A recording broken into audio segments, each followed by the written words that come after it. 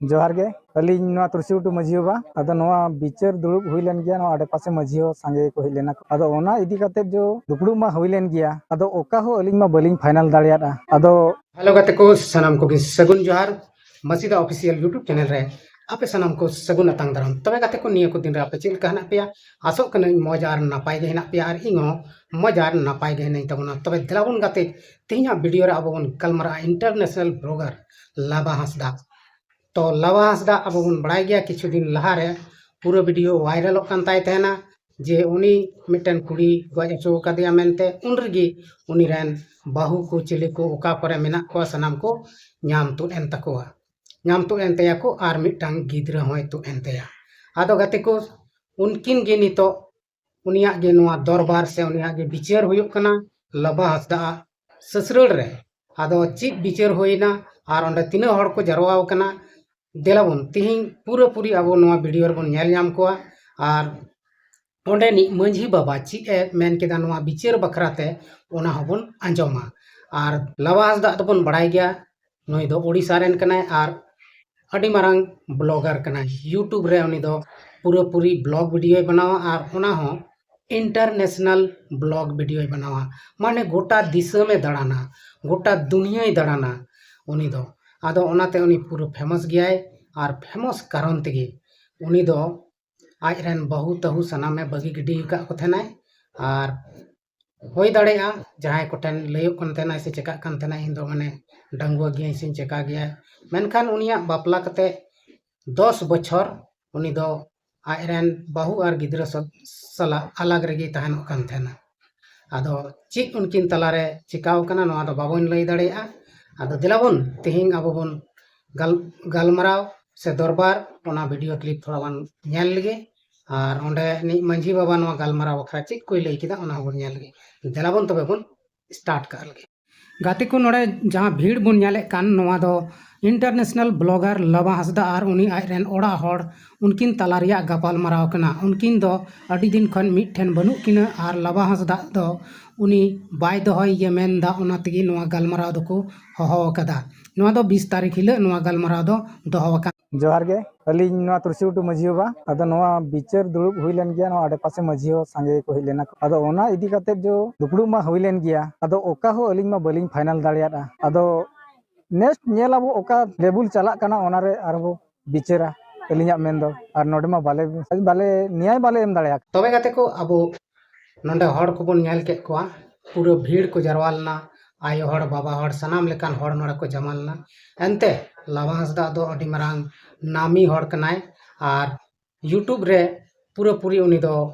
International blogger ᱧᱩᱛᱩᱢ तेको बड़ाय कदिया ओनाते एटा स्टेट खन हो नोंडे गालमराव रेको सेलेद लेना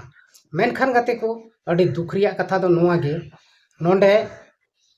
पत्रकार को एलाव बांग तहलना माने वीडियो बनाव करेना हो एलाव बांग तहलना नोडे दो माना गे तहलना आर नोआ दो पासे बड़ाय कना लाबा हांसदा से खय गे नोआ माना बारन दो ताहेलेना पूरा पूरी बड़ाय नामे कना एनते आर आपे हो बुझ ताबन पे बखाय दो चिकाय लगी माना अकोय मनाया आदो नोंडे उनीगे मनाव का तहना ओना तेगी उनकिन अकिन जहाय जुरी परी किन ताहेलेन सेकिन कान उनकिना वीडियो क्लिप दो मिटन हो बनु अना एकेन भीड़ बड़ा का नेलो कना आर ओंडे जहां बिचार हुयुक कान तहना उना बिचार घड़ी रहो रिया हो वीडियो को दो बनुआ इसलिए नोआ बिचार दो ऑफलाइन रे बिचार को दोहो का तहना ऑनलाइन दो बा नोंडे दो जहां पत्रकार को एलाव गे बांग तहलना यूट्यूबर को हो एलाव गे बांग तहलना वीडियो एमान बनाव रिया दो आदो गालमराव को दो होइना मेनखान जहाना फैसला दो बांग होय लेना चिदा से ओंडेनी मंझी बाबा गे लई किदा अब बन अंजम किदा जे मेनते गालमराव दो होइना मेनखान गालमराव रे जहान फैसला दो बांग होय लेना और उनी जहाय लाबा हांसदा रेन बहु कनाय उनी दो न्याय बाय नाम लेदा आदो गाते को ओकाठे चिकायना बांग चिकाव कना नोआ दो बाबन बुझ दाड़े कावदा हजुक कान दिन रे आरहो गालमराव हुयुआ ना आदो ओना गालमराव रिया तारीख से डेट हो बांग नेडा लेना आदो नितो दो नुंका को मेन चुईदा बांगमा लाबा हांसदा तिसो ए मेनदा उन रेगे ओना गालमाराव दो आरहों दोबारा हुयुआ आर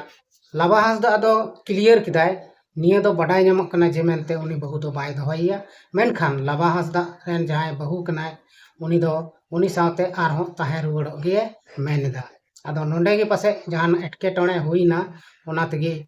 गालमाराव दो पूरापूरी बांग हुई लेना आर नोआ गालमाराव दो सेताग खन आयुब हाबी को गालमाराव किदा आर आयुब एनखान दो बांग ओकाटा गे बांग फैसला लेना ओना इयते गालमाराव को मुचाद कदा आर आपान आपिन को चलावना नोंडे को हेज कान थेना अडी अडी जायगा रेन बिचारिया को मंजी परगाना को मेनखान नोआ गालमाराव बाको सेटेज दाड़ेयदा आदो आबो बोन बड़ाय गया आबो हड़ होपना गालमाराव दो माने अडी बढ़िया गी हुयुग तहना मेनखान बाम मनाव बताव खाय दो ओना दो बढ़िया दो बांग हुयुआ आदो अकोयटा बाको मनाव बताव लेदा नोआ दो बाबन बड़ाय दाड़िया कना मेनखान लाभा हांसदा जहां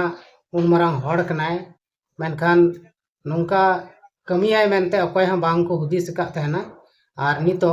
उनी मिटन गिद्रा मेनाय तया उनी होय अपनारिया से बाय अपनारिया तो जुदी समाज रिया कथा लेकाते उनी चला खान दो भाले गया आर बांग खान दो नोआ गालमाराव दो कोर्ट कचहरी ते चलाव दाड़ेया आदो अबुआ समाज मेना आदिवासी संताल समाज मेना नोआ को दो अडी रिलमला समाज कान तबना मेनखान जहाय हड़ बाको बुझेवा आबो संताल समाज रिया रीति रिवाज लेका बाको चला उनको दो नोआ समाज खन दो बड़ाई का में बाहरे गया को आर उनको दो आकुआ जीत जहाटा तहना ओना गे को कमिया आदो गते को नोआ वीडियो रे अबो बुन ᱧᱮᱞ केदा से मंजी परगाना को कथा को बुन अंजम केदा जे मेनते ओका लेका उनको को लई केदा आर नोंडे उनको पत्रकार को सेन कान तहन गया यूट्यूबर को सेन कान तहन गया मेनखान ओंडे जहां गालमाराव हुयुग कान तेना ओंडे दो बाको वीडियो अचुआ को लई दाको जे मेनते नोंडे दो वीडियो बनाव दो मना गे तहे कना आदो सरीगी नोआ गालमाराव दो अडी मरांग गी ताहे कना नोआ दरबार दो अडी मरांग गी ताहे कना मेनखान नोआ दरबार रिया वीडियो दो बांग मेनखान बाहरे कोरेना वीडियो दो आबो बन नेले कना तिना आट भीड़ जमावला आर नोआ भीड़ रे ओका फैसले गे बाको दड़ेदा आदो अकोयटा पक्ष खन बाको मनाव लेदा से बाको बुझाव लेदा नोआ दो बाबन लई दाड़े कना मेनखान गते को हापेन दिन रे आरहों गालमाराव हुयुग गया ना आदो ओकारे हुयुआ नोआ दो बाबन लई दाड़ेया मेनखान लाभा हांसदा आतुरेन मंजी गोंकी दोय मेनदा निया दम दो इंठेन हुयुग जरूर कना एनते आले मिद दा नोड़े ले हेना आदो आपे परी आले ठे चला पे आदो नोआ रे को रेबेन कना से बाको रेबेन कना नोआ फैसला हो बांग होय कना आदो आबो बुन ᱧᱮल केदा आबो संताल समाज रिया गालमाराव ओका लेका बांग फांडा कना नेतार बाको मनाव दा अकोयटा गी पासे ओका पछरेन गे ओना तेगे आदो नितो दो आबो बुन बड़ाय दाड़ेया जदी गालमाराव बांग हुयुग खाय दो कोर्ट रे चला आर कोर्ट गे फैसला दाड़ेया नोआ दो आदो दिलाबन तबे तिहिना वीडियो रे दो इनते ᱧᱟᱯᱟᱢ कना आर हो नवा अपडेट ᱧᱮᱞ ᱞᱟᱹᱜᱤᱫ ते मसीदा ऑफिशियल यूट्यूब चैनल सब्सक्राइब करके दोहाय तबन पे एनते नोआ चैनल रे आर हो नवा नवा वीडियो को अगुयेत कान तबना और प्रत्येक दिन के नोआ वीडियो हिजुग कान तबना आदो ओनाते सब्सक्राइब करते दोहाय तबन पे तबे तिहिना वीडियो दो नोड़े गिन मुचाद कान तबना मा तबे सलाम को गे इन सेन खन मुचाद जोहार।